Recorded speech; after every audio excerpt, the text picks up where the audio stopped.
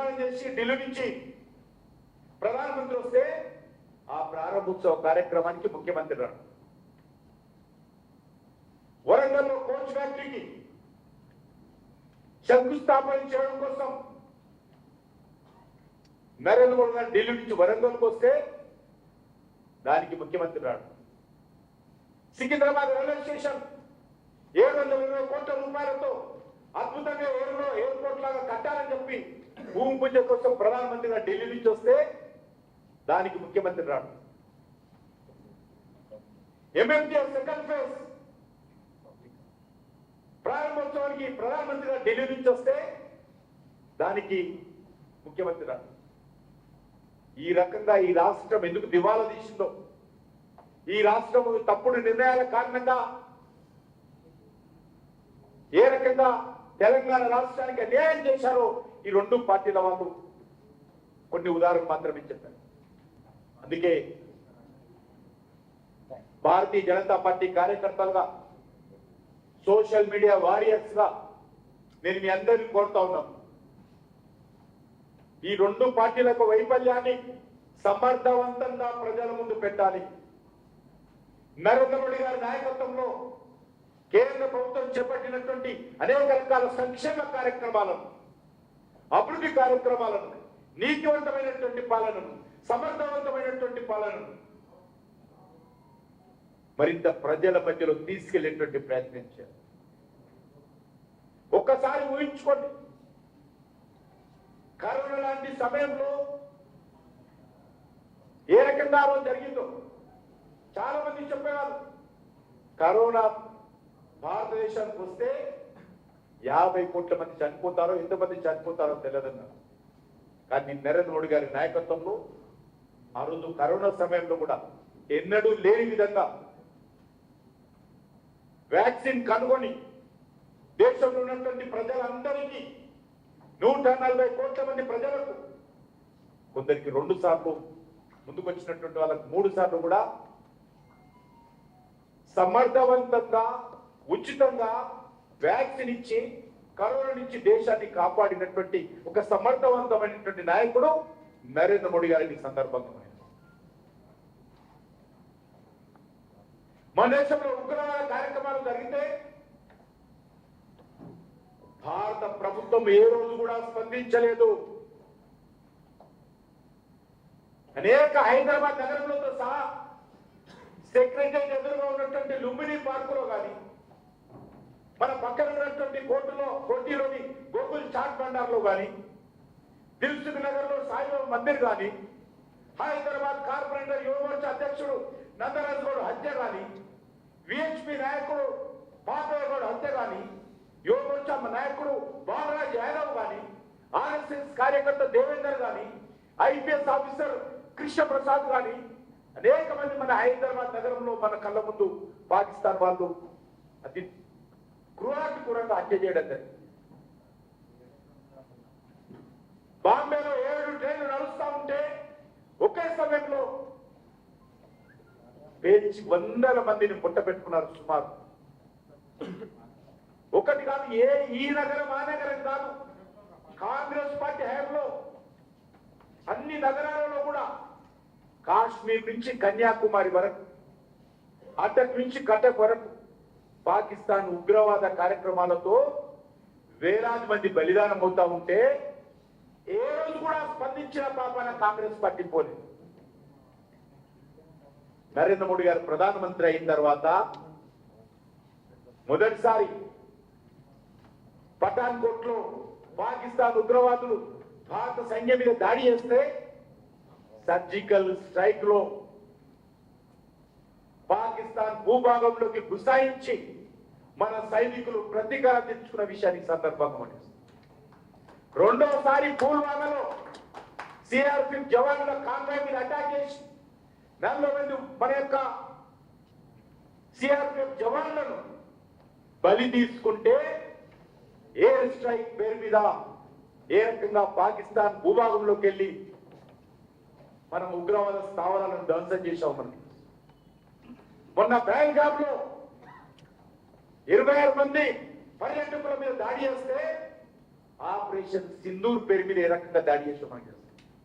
ఈరోజు రాహుల్ గాంధీ అడగాలి, మీ ముఖానికి మీ పాలనలో ఏ రోజైనా ఏ ఉగ్రవాద సంఘటన జరిగినా మీరు ఏ రోజైనా ప్రతీకారం తీసుకున్నటువంటి తెలివి ఉండిందా అని అడుగుతాను, ధైర్యం ఉందని అడుగుతా ఉన్నాను. ఈరోజు బీజేపీ ప్రభుత్వం మీద నరేంద్ర మోడీ గారి మీద విమర్శించేటువంటి నైతిక హక్కు ఈరోజు కాంగ్రెస్ పార్టీకి ఉందా? ఈరోజు మనం అందరం ప్రశ్నించాల్సింది. వందల వేల మంది చనిపోతే, వందలాది సంఘటనలు జరిగిపోతే ఏ ఒక్కరోజు కూడా మాట్లాడినటువంటి ప్రభుత్వం అది ఏమనుకునే వాళ్ళప్పుడు పాకిస్తాన్ వాళ్ళు చంపేవాళ్ళు, భారతీయులైనటువంటి మనం చచ్చే వాళ్ళము, భగవంతుడు మనకి ఇంతే రాసి పెట్టారని చెప్పి మీ హయాంలో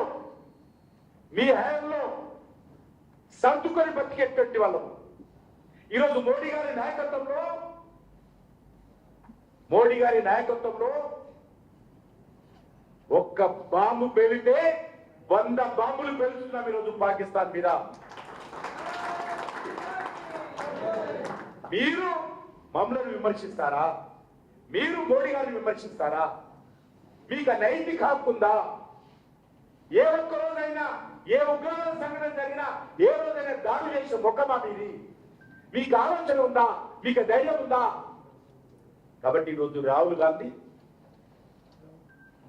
కుక్కతో ఒక వంకర అన్నట్టు రాహుల్ గాంధీ మారని రాజకీయాలు మాట్లాడు, మోడీ గారిని విమర్శించు, మేము ధైర్యంగా ఎదుర్కొంటాము, జవాబు చెప్తాము. కానీ సైనికులను అవమానం చేయొద్దు. భారత సైనిక శక్తిని, ఆత్మవిశ్వాసాన్ని దెబ్బతీసే విధంగా ఈరోజు కాంగ్రెస్ పార్టీ నాయకులు మాట్లాడారు. ఎలక్షన్ కమిషన్ ఈరోజు రాహుల్ గాంధీ ఆర్టికల్ రాశారు. ఎలక్షన్ కమిషన్ ఇంటిగ్రిటీ దెబ్బతీసే విధంగా, ప్రపంచ దేశాల ముందు భారతదేశ గౌరవాన్ని తగ్గించే విధంగా ఈరోజు రాహుల్ గాంధీ మాట్లాడుతున్నారు. అయ్యా రాహుల్ గాంధీ, ఎలక్షన్ మేనేజ్మెంట్ చేసి రిగ్గింగ్ చేసుకునేటువంటి అవకాశం ఉంటే ఈ తెలంగాణలో కాంగ్రెస్ పార్టీ ఎట్లా గెలిచిందో రాహుల్ గాంధీ చెప్పాలి, రేవంత్ రెడ్డి చెప్పాలి. మీరు మాట్లాడక కాదు.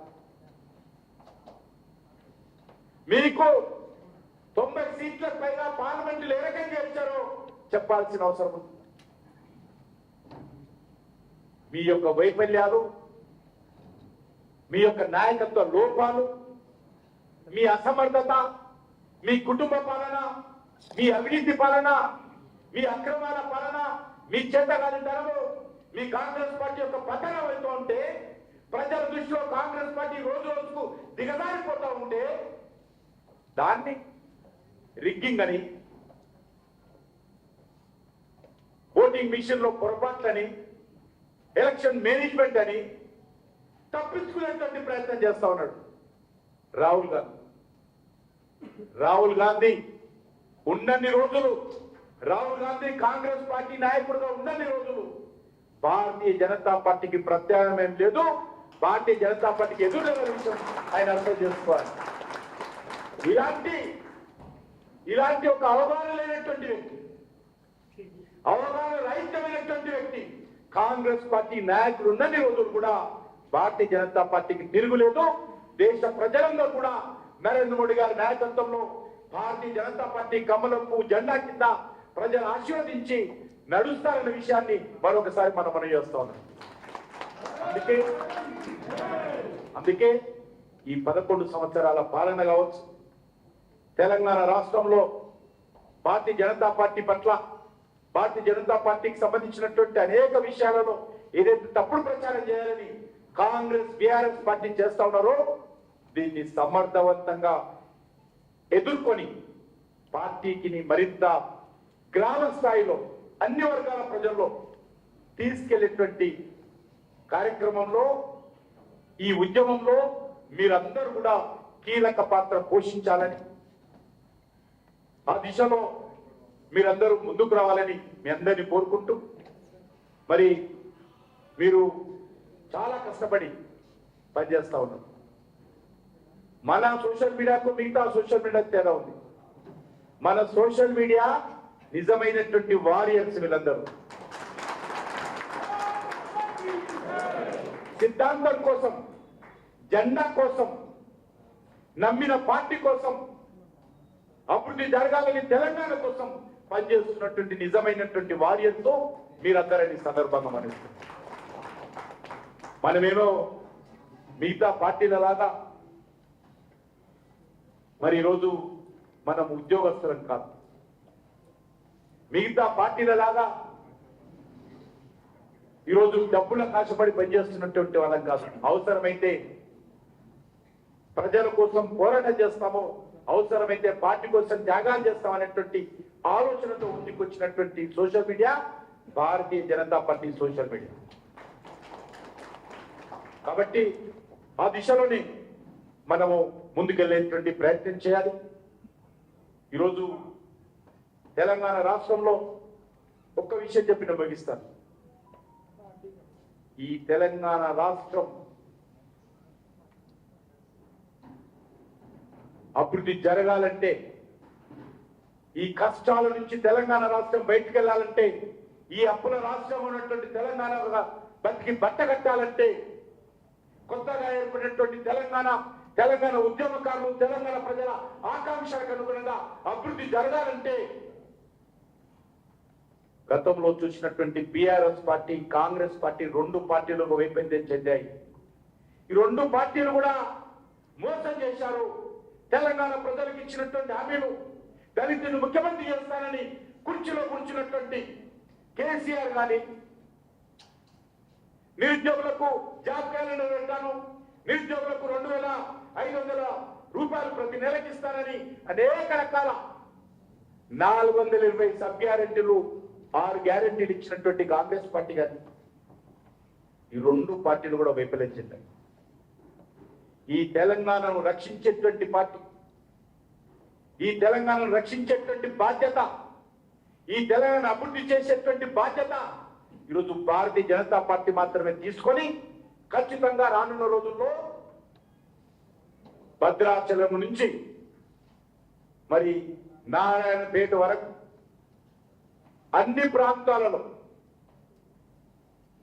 అన్ని గ్రామాలలో భారతీయ జనతా పార్టీకి విస్తృతంగా ప్రజల మద్దతు కూడగట్టేటువంటి ఈ ఉద్యమంలో సోషల్ మీడియా వారియర్స్ గా మీరందరూ కీలక పాత్ర పోసి ముందుండాలని, వచ్చేటువంటి ఎన్నికలు ఎప్పుడు జరిగినా, శాసనసభ ఎన్నికలు ఎప్పుడు జరిగినా తెలంగాణ అసెంబ్లీ పైన ఎగిరేది కాషాయ జెండా అని చెప్పి ఈ సందర్భంగా మనం సెలవు తీసుకుంటున్నాను. భారత్ మాతాకి, భారత్ మాతాకి వందే వందే వందే. భారతీయ జనతా పార్టీ జిందాబాద్, భారతీయ జనతా పార్టీ జిందాబాద్, భారతీయ జనతా పార్టీ.